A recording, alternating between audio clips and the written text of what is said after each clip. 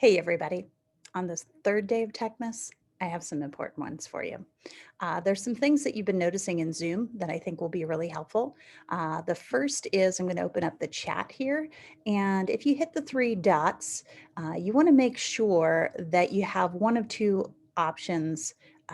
One of three options selected. Everyone publicly means that everyone in the class will be able to post the chat and everyone in the class will be able to see it. And so you can open that up if you want them to answer questions and have everybody see it. Most of the time, I choose host only, and that means when they message and chat, it only comes to me. And I can ask questions, they can send the answers in, I can talk about those. And sometimes I change it to no one if I don't want that to be going on.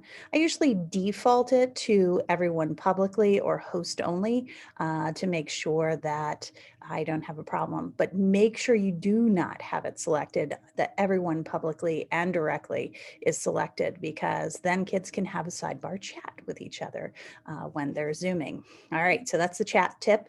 Tip number two. This was one of my favorites from today, and you'll see here on my screen, I'm going to minimize, well, oh, no, I'm not. I'm going to slide to the side here and just share with you this lovely picture. So you can see here what happened is in the middle of teaching a math lesson, some friend went ahead and scribbled all over the screen. That has to do with the annotation tools. You can see them here at the top of my screen. On the iPad screen, it's a little pencil down in the little corner that the kids see once you start screen sharing.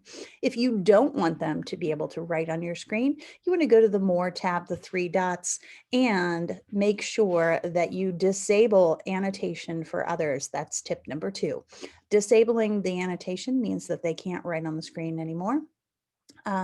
But you also, I'm going to hide here, you also want to make sure that you have selected to show the name of the annotators. So sometimes you do want them to be able to annotate on top of something. You want them to be able to respond. And if you do, you definitely want to know who is doing the drawing on your screen.